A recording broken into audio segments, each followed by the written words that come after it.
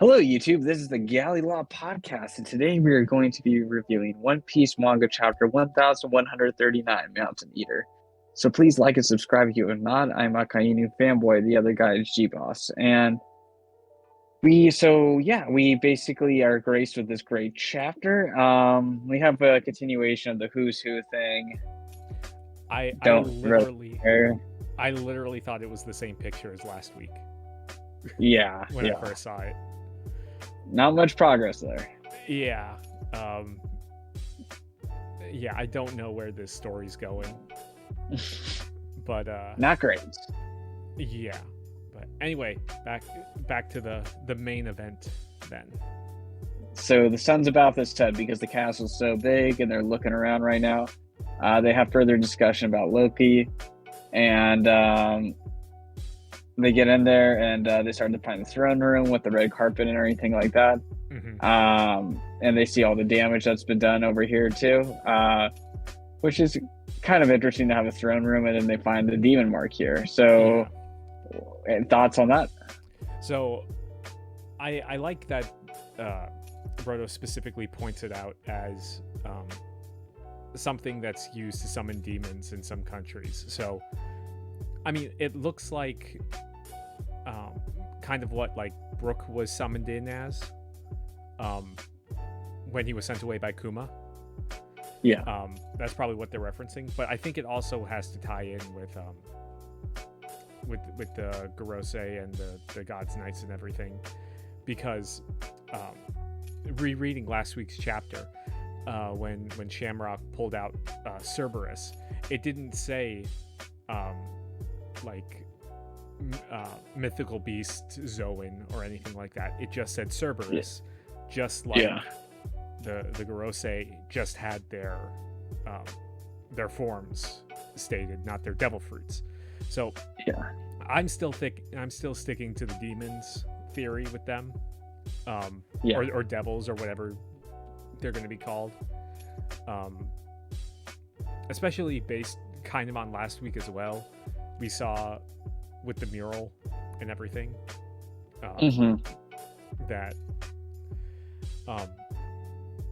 I think that this points to it more. It gives us more evidence, and of course Luffy says, "Oh, I think I saw something like that recently." He couldn't remember, like, how long has it been since Egghead? Like maybe like a day or two. Yeah. Oh, okay. Yeah. I mean, they had to sail all the way to Elbaf, but yeah, you think it's kind of memorable, but you know. So, and then they think it's the demon talking, saying, "I've been wanting to meet you." Mm-hmm. And then we see, as soon as I saw the axe, I was like, all right, it's him, basically. You know, there's few axe wielders that are of prominence in the story. So, aside from Axe Hand Morgan, you know, so it could have been him. It could have been him, yeah. But how big is that axe? Because it looks like it's like the size of Rodo's like head. Yeah, it's always hard with scaling in One Piece, but yeah. And it was interesting because he's sitting on the throne. And so what I find interesting is, like, he wants to go back to Wano. Kaido has been defeated, and he looks pretty happy. Like, it seems to be looking pretty good for him. But so just to compare and contrast real quick, how do you think this entrance compared to Rayleigh's entrance? I was actually thinking about that, and I kind of like Rayleigh's better. It was kind of more subdued and kind of out of nowhere. I think because we didn't know what to expect at that point. It's like, okay, we're looking for a guy who coached ships, and then it's like, it's like, oh, that's the guy. Wait, he's the right hand of Roger? Like, what? Like, yeah. And like Scopper had been foreshadowed a little bit beforehand, and we could kind of piece together his identity, whereas Rayleigh just kind of came out of nowhere. What about you? If you're like heavy readers, I think you'd foreshadow it, you know, more. But I think for kind of more normal readers, this is kind of like more out of left field, you know. Yeah, but I mean, like, we see like his silhouette on the island multiple times in this already, whereas Rayleigh, his introduction was not foreshadowed at all, you know? Yeah, I mean, but in terms of like inferring that that's Scopper, I guess, you know, like you'd have to be more of like a engaged reader and everything like that. So, but I guess like now in terms of his aura and presence, I think it does kind of come off as impressive because he's happy and everything. I mean, it's a different type of presentation than Rayleigh, I think. Yeah. And it seems like so Scopper clearly, I don't know. I guess you could say Scopper's kind of different. Well, you know, they compare him to Sanji and everything, you know. But like this is someone, you know, Sanji would be. And it's really ironic in that sense because Sanji having a family and like a beloved and everything. I find an interesting thought too. So that's kind of like, while Zoro, you don't really see that much as being a consequence of like his lifestyle. So, and I guess you can see Rayleigh kind of hooking up to like kind of Rayleigh did. I'm sorry, Zoro hooking up like Rayleigh did, but not really having a family. If that makes sense, you know? Yeah. Yeah, there's a lot of parallels that can be drawn with Scopper and Sanji now, like specifically calling like the left hand of the pirate king and everything. And I sent this to you right before we started recording, but like even Oda drew Sanji like if he were to be 60 years old, and his like little the way he styles his beard with a braid is kind of similar to Scopper. So I thought that was an interesting connection. But what I find funny, I was reading people's reactions to this, and they pointed out that Scopper was first drawn in the same chapter as Rayleigh back in chapter 19. So wow. Yeah, over 1,100 chapters ago. Yeah. And his design's more consistent than Rayleigh's is. Yeah, and so do you think he always planned on dropping him off in Elbaf? Rayleigh? Because he obviously had Elbaf pretty early on too. Yeah, you mean Scopper? Yeah. Sorry. Maybe, I'm not sure. I mean, we did see that they pointed out that the Crocus cover story with him at the lighthouse was back in it's either 531 or 631 chapter number. So I mean, he's had the idea to introduce him into the story. I'm not sure if this is where necessarily he wanted to do it, because I mean, the biggest Oda has plans that he was going to do, but he can be convinced to change them, like when he was going to have Doflamingo originally be at Wano. Which would have made it an even bigger mess. But but yeah. Yeah, because I guess there were some theories that he would show up, not this character that we didn't know was Scopper, that he was going to show up at Wano because of the headpiece. Yeah. I mean, that could make kind of sense. I mean, even behind like even in this chapter that we see, he can be mistaken for Shiki maybe, but yeah, I can see like the Wano connections here and everything. Like I mean, he says like oh, they say you defeated Kaido and everything, so he knows kind of what's going on, but maybe he didn't want to go to Wano. He didn't know about the plan to take down Kaido and everything. Yeah. So that's true. And I think he wants to defend his family too. And I think it makes me feel more inclined that this has been prepared for a while. The fact that he has a family and they just didn't throw him in here for the sake of throwing him in here, you know? Yeah. So, and one thing I do think that's interesting with the Sanji parallel too, is that he talked about mixed race, and then Pudding could potentially be a love interest for Sanji. Yeah. You know, so that's kind of an interesting thought right there too.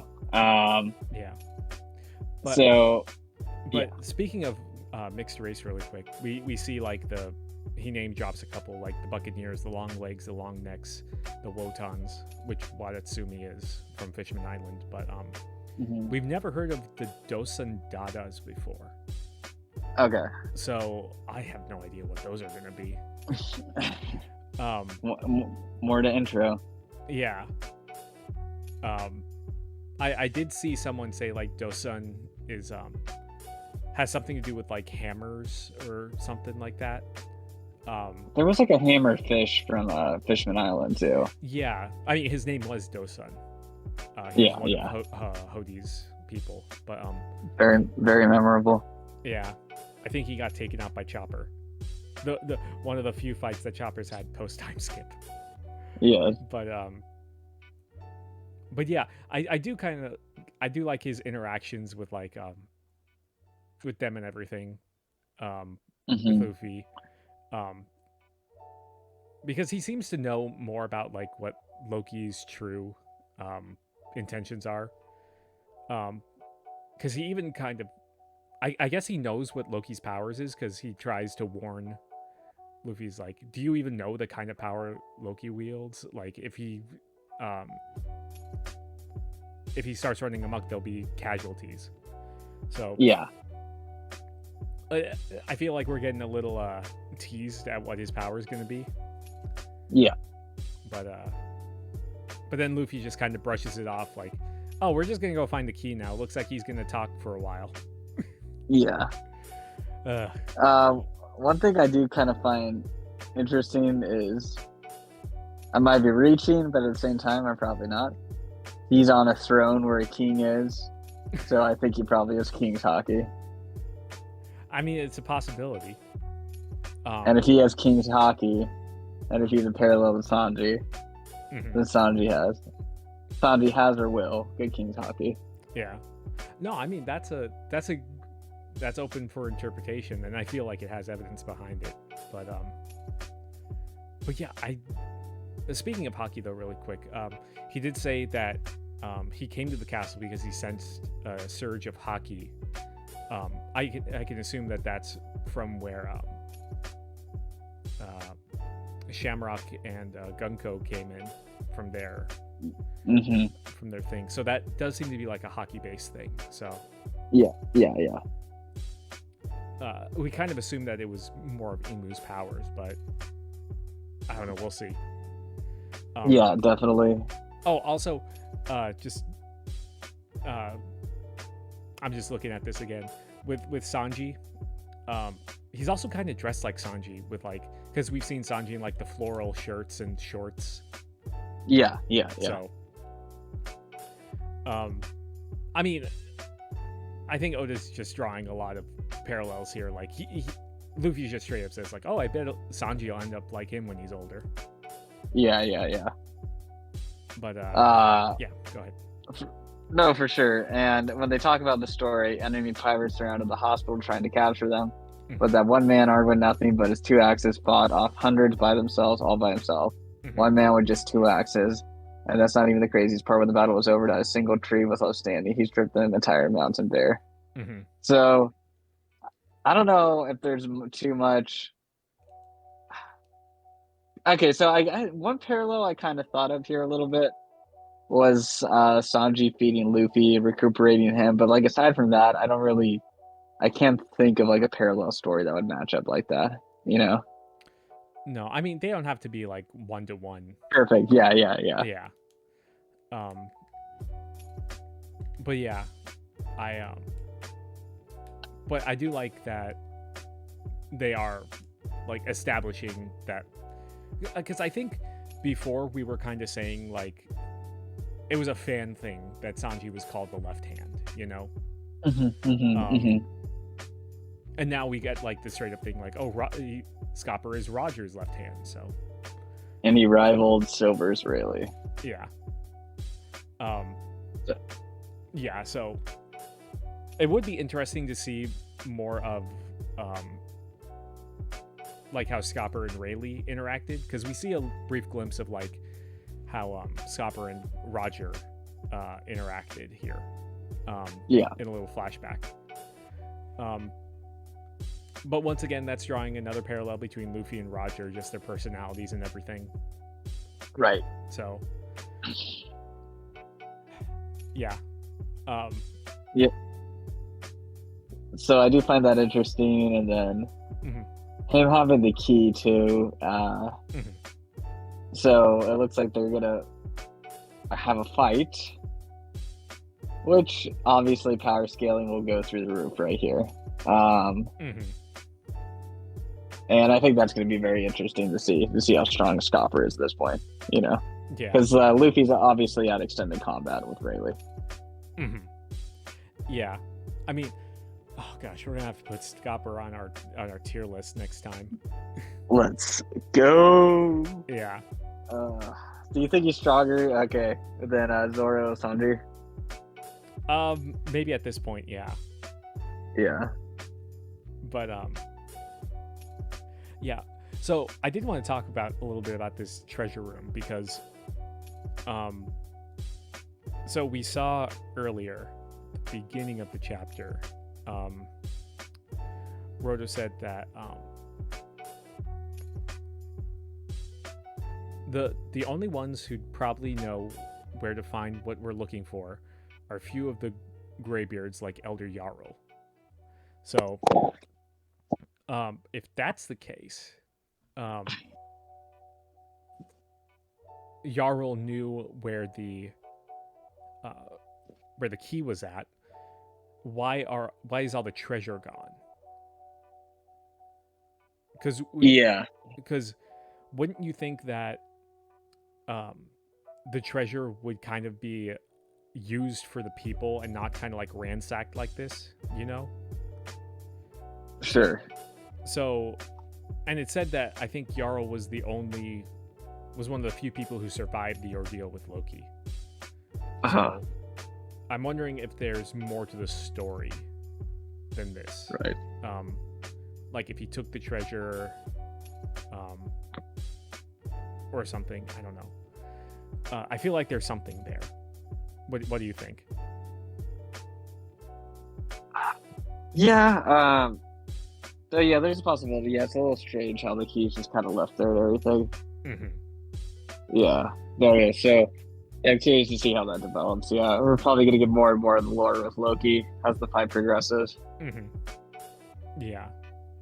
But the other point that I wanted to bring up was, what do you think of Scopper's scar?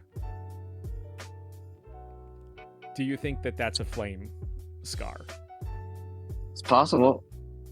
Sanji stalks through the roof. I mean, I feel like this is kind of a red herring. It can be interpreted as a flame scar, but I don't know. I feel like it's a red herring because it seems like the way that Teach described it in the flashback with Aokiji was that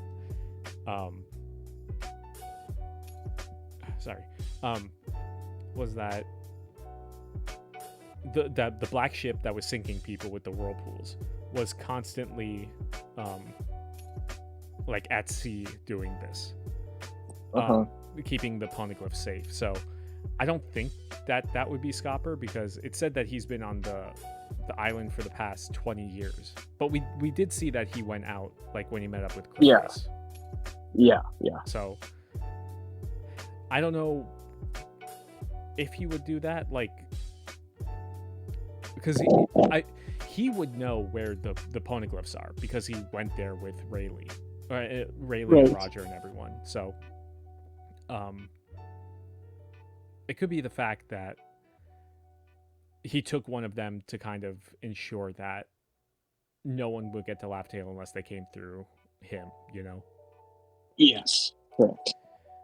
But I put it at a 20% chance that it's him. I feel like this is a red herring. Okay, yeah. No, yeah, I think there's a good shot it's him too, actually. Yeah, no, I can see it. He has the power, the knowledge to do it, to accomplish his role. I think there's very few other people who can. Yeah.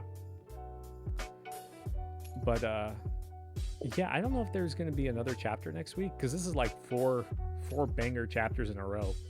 Like we got break next week at the bottom. Oh, darn it.